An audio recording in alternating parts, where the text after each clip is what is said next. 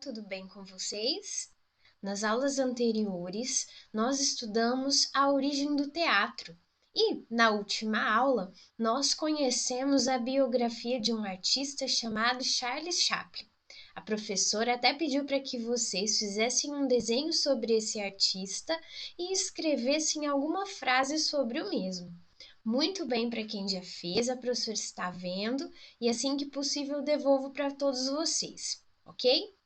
Bom, para as próximas aulas, turma, a nossa atividade sobre teatro será por meio de uma fotografia, tá bem?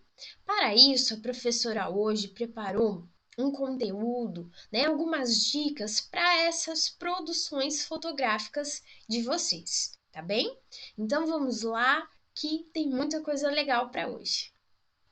Bom, primeiramente, nós podemos entender que a palavra fotografia vem do grego, né?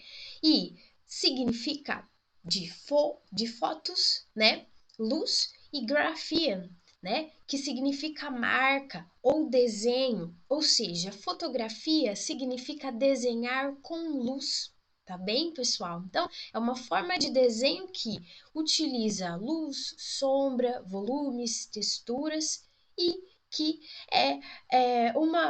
posso dizer que é uma evolução do desenho, tá certo?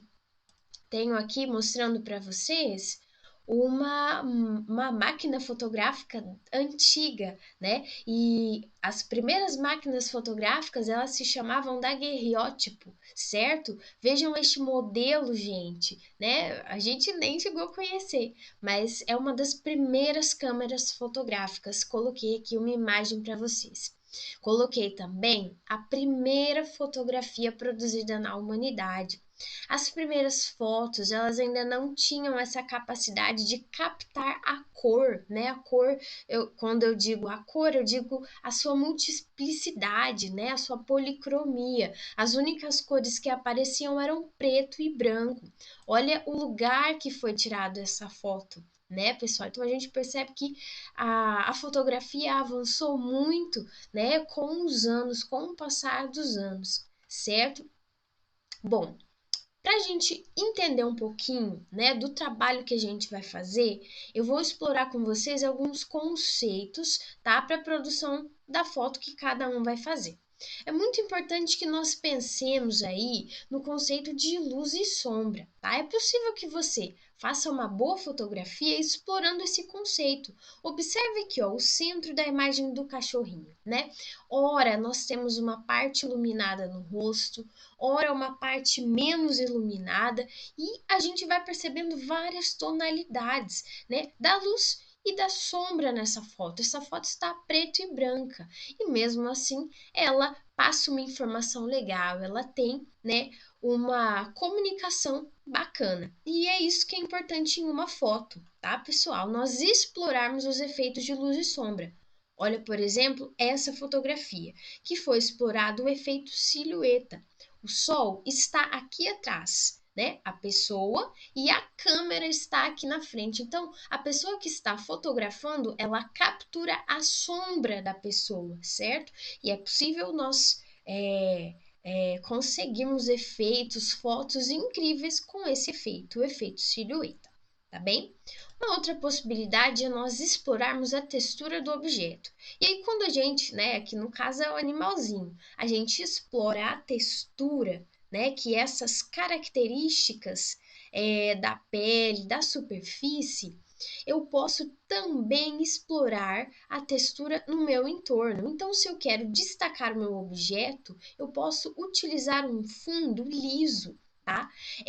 Criando assim esse contraste de texturas, né? Uma textura mais lisa, uma textura mais macia, enfim, eu posso mesclar e sempre pensar, né? O que está no fundo e o que está na frente? O que eu quero destacar? O que eu não quero destacar? Certo? Então aqui, ó, o gato está em primeiro plano, né? E a parede, né, está lá atrás, certo, pessoal? Esse é um recurso para você também destacar o que você quer na imagem. O volume também é interessante nós pensarmos, porque veja se a composição, né? Foi tirada uma foto de livro, CD, DVD, controle de videogame, bola. Se eu quero de fato mostrar, né, o ângulo, né, a profundidade desses meus objetos, eu preciso inovar no ângulo. Então, aqui, ó, por exemplo, aqui eu tinha uma visão do controle, né? Embora sejam fotos diferentes, aqui eu vou ter uma outra visão. Então, nós precisamos pensar na questão do ângulo, tá? Para destacar aquilo que a gente quer mostrar na nossa foto, certo?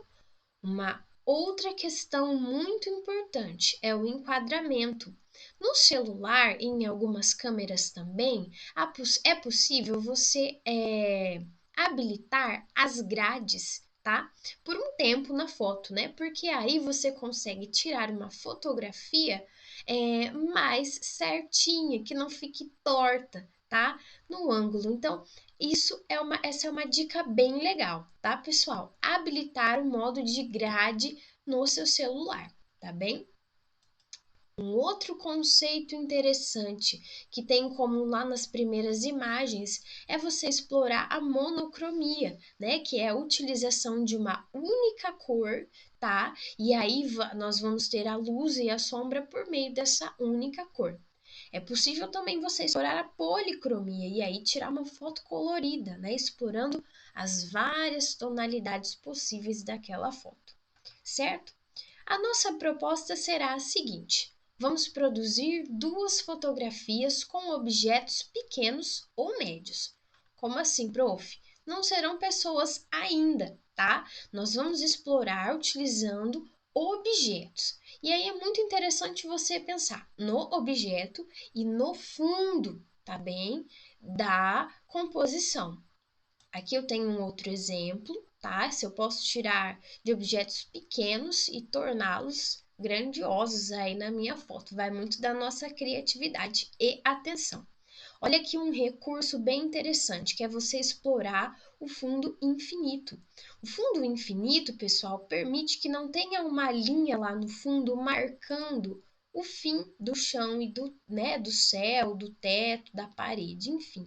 Cria-se uma curva e aí quando eu fotografo, né, eu consigo muitas vezes criar esse efeito aqui que vocês estão vendo de fundo infinito, tá bem? Olha esse vaso aqui também, por exemplo, né? Capturando, e aí a gente destaca só o vaso, a gente não cria aquela linha, né, que delimita o chão, tá certo? Aqui eu tenho uma outra ideia interessante, né, ó, explorando a luz e a sombra, tá? Olha esse animalzinho aqui também, que interessante e que gigante ele fica, tá? Outra possibilidade de explorar a luz e sombra, embora nós vamos fotografar objetos, tá bem? Vou comentar com vocês um pouquinho também sobre os ângulos de câmera. Quando eu utilizo a minha câmera de cima para baixo, essa técnica se chama plongée, né, que vem do francês e é como se você fosse dar um mergulho, né? Eu foco de cima para baixo. Essa técnica ajuda a afinar o rosto, certo? Olha aqui mais alguns exemplos de plongée, certo, pessoal? Agora, quando eu faço o oposto, isso se chama contre-plongée. E aí, no caso, eu utilizo a minha câmera de baixo para cima, certo? Aqui eu tenho também mais um exemplo desta técnica.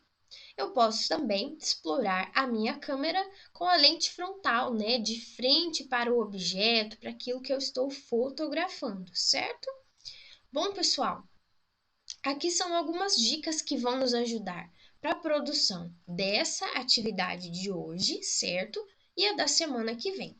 Eu já adianto para vocês que como nós não estamos tendo a aula, né, presencial e nós teremos que ter uma prática de teatro, a professora pensou em unir essa prática à fotografia, certo? E aí, nas próximas aulas, eu vou conversar com vocês sobre uma fotografia que nós faremos representando um personagem, tá certo? Não se esqueçam, ao terminar o trabalho de hoje, me enviem essas fotos, tá bem? Para que a professora corrija e veja o trabalho de vocês. Qualquer dúvida, me escrevam e bom trabalho. Fiquem com Deus. Tchau, tchau, pessoal!